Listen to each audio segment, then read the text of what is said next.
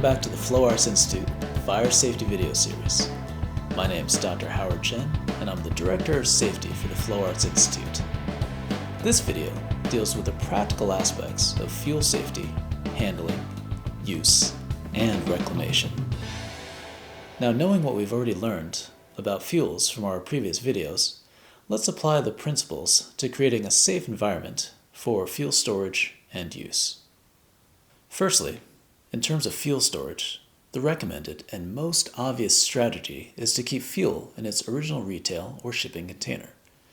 For example, Coleman camp fuel, otherwise known as white gas or naphtha, comes off the shelf in a plastic or tin-plated steel container.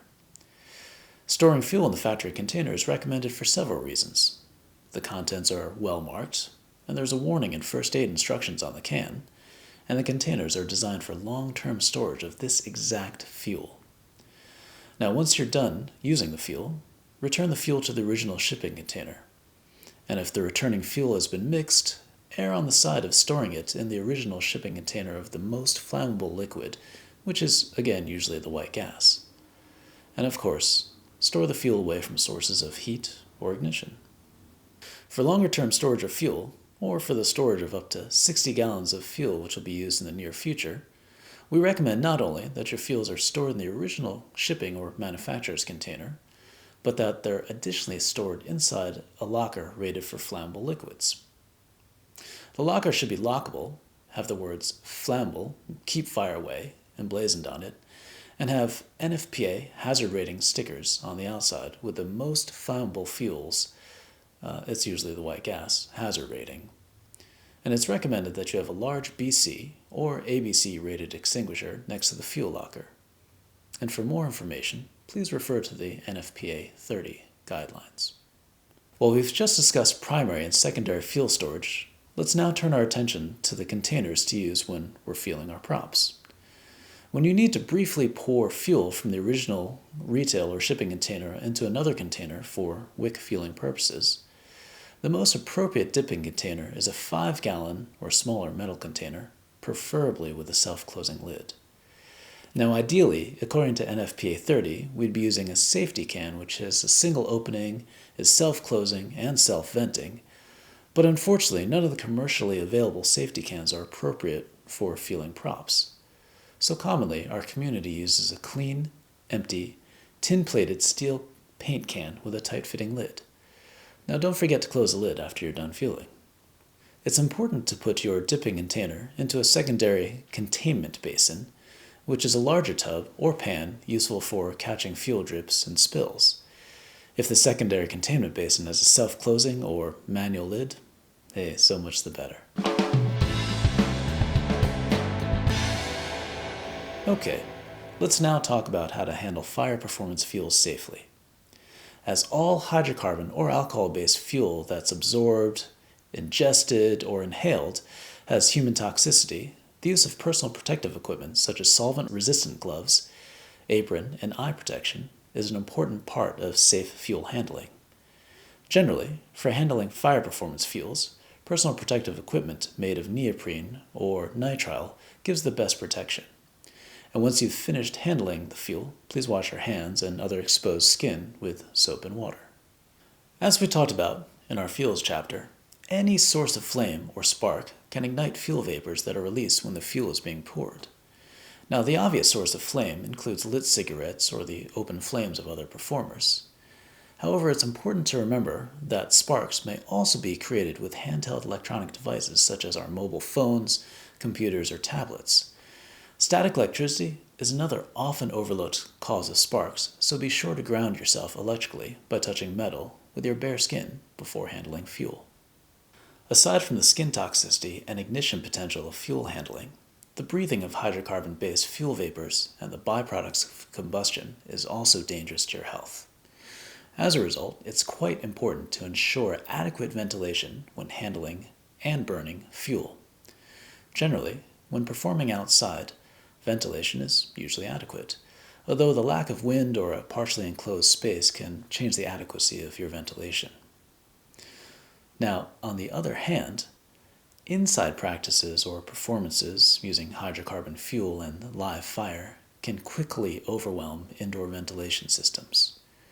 So please test the indoor venue's ventilation system with a full-scale lit practice prior to any performance. If any fumes are detected, it's important to have the venue do what it can to improve the ventilation during the performance for the health and safety of you, your team, and the audience.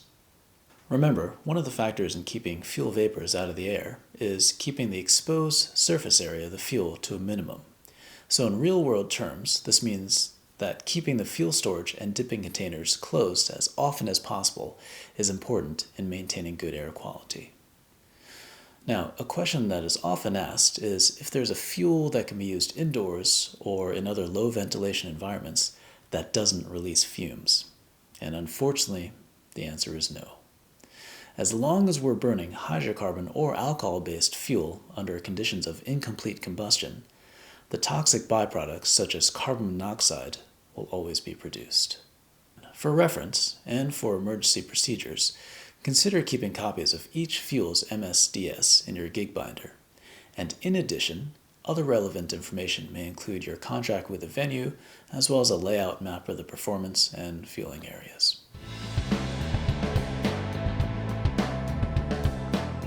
So, let's move on to the proper fueling of your fire practice and performance props. There's quite a few myths and lots of confusion about prop fueling, so in this section of the video, I'll also address a few of the misconceptions. First, let's go over the goal of prop fueling. In general, the goal is to match the amount of fuel and the desired burn time. So in many cases, the performer is trying to get the prop wick to absorb as much fuel as it can hold for the longest possible burn time. But in other cases, the performer is trying to fit a specific burn time requirement. There are problems with overfueling as well as underfueling. Too much fuel will cause the excess fuel, which is often lit, to drip or fly off during prop manipulation. Now, not enough fuel also poses a problem. Not only will your burn time be shorter than expected, but there's also a risk that your wick's Kevlar fibers will actually begin to smolder when the liquid fuel runs out, which shortens their lifespan. So how do we balance the risks of overfueling versus underfueling? In general, a quick 1 to 2 second complete immersion of the wicks in fuel is really all that's needed. If the wicks are too large, pouring fuel on them from the dipping can also works as well. The important thing is to make sure that all the wick has been wetted with fuel. Now resist the urge to let the wicks soak in the fuel for a long period of time. Remember, the fueling from a 1 to 2 second dip will make its way to the center of the wick through capillary action as well as the centrifugal action when the prop is spun out, so you generally don't have to worry about a dry inner wick when you're performing. Now for those wicks that are difficult to fuel, consider using different sized dip cans or a short section of metal gutter. There are two myths that I'd like to address. First, the need to store your Kevlar wicks in fuel. This was an old myth that purported that the practice would improve the lifespan of the wicks, but a careful reading of the MSDS for Kevlar shows that it's quite stable in a dry environment. Now the real danger of this myth is a long-term effect of the solvent fuel on the hardware of your props. The fuel strips lubrication, warps wood, loosens screws, and may actually degrade your prop handles and other non-metal components, especially those made out of plastic. Now here's the second myth. It's the need to redip your wicks to top off your fuel just prior to igniting them. Now it's true that your wicks fueled in white gas or alcohol will slowly dry out if they remain unlit over a long period of time, but I would say that redipping is actually often unnecessary. Consider fueling your wicks, and if you have a long wait, not spinning them out at the time of fueling, and then spinning them out finally when it's time to ignite the wicks. Alternatively, it's often practical to fuel, spin out, and then bag your wicks with a zipper top plastic bag until they're needed. Now to summarize, when fueling your wicks in your chosen liquid fuel, consider the following recommendations. Number 1, dip and fully immerse the wicks briefly, 1 to 2 seconds only, in fuel. Number 2, prevent the handles and chains of the prop from being immersed in fuel. 3, drip the excess fuel back into the fuel dipping container or secondary fuel container. And 4, of course, spin the excess fuel off into the designated fuel spin-off area, or spin-off bag. Let's now talk about the spinning off a prop, which is the process of removing excess fuel from the performance prop's wicks.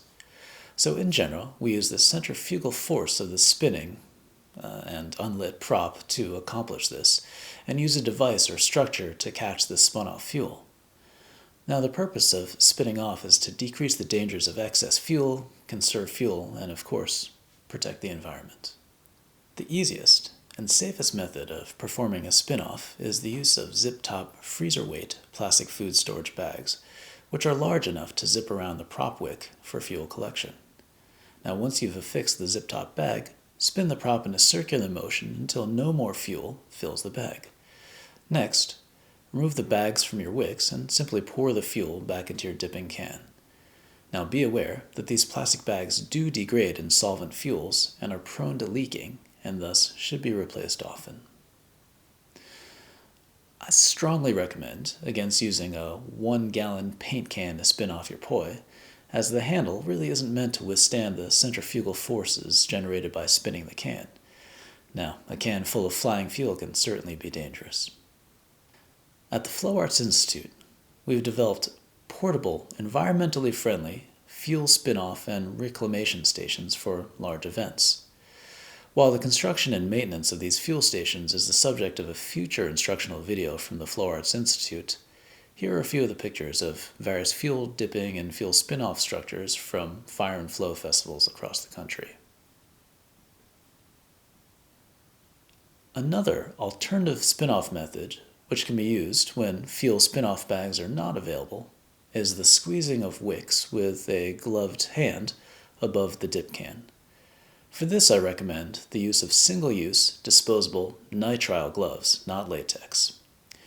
Heavier, multi-use, fluid-resistant gloves can also be used, but in a performance environment with multiple hands using them, they often get contaminated with fuel on the inside of the gloves. In general, the fuel depot should be placed as far away as possible from sources of ignition, such as open flames or heat sources. Additionally, it should be placed in a well-ventilated area.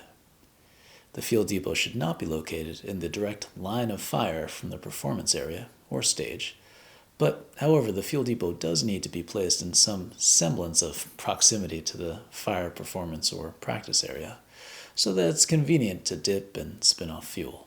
So, let's now move over to speaking about the fuel depot layout. So here we are. We have a diagram of a typical fuel depot layout, and we can first see that we've roped off the area almost completely except for an entrance as well as an exit. And the roping off is to keep other people who are backstage from walking into the fuel depot. You've also noticed that we've posted no smoking signs almost all around the fuel depot as well, just to remind everybody. So in terms of the flow of the fuel depot, the performers start back here, in which they enter, and then take their first stop at the fuel dip station, at which the fuel depot monitor will be helping the performers fuel up their props. The performers subsequently go over to the spin-out station, spin out their props, and afterwards go to the exit and eventually will go to the stage. Here's the fuel storage area, which really should only be accessed by the fuel depot monitor, and it's far enough away from the roped off sections that it would be hard for somebody else to get to it who's not inside the fuel depot. And then there's the spin-out station, which doesn't necessarily need to be a physical structure, but it can also just be a spinning off can or a spinning off bag. The fuel depot monitor is important for not only watching the fuel dip station, but also making sure that there's no dangers coming towards the fuel dip station or the whole fuel depot itself. Last thing we should talk about is the lights. It's important to have a well-lit fuel depot, and I recommend that you station the lighting far enough away from the fuel dip station as well as the spin-out station to make sure that the lights don't come into any contact with fuel. In this particular example, you may want to put a light over in this location here to shine lights across, and maybe one all the way back here to shine lights over here to the spin-out station, of course being careful not to shine lights directly into the stage or performance area. Well, that's about it for this video on fuel storage, use, conservation, and reclamation. Now, before we end, I'd like to summarize some of the points that we covered that are quite important. So number 1, store fuel in its original shipping container. And number 2, if you've got more than just a few cans, store the fuel not only in its original shipping container, but also inside of a locker rated for flammable liquids.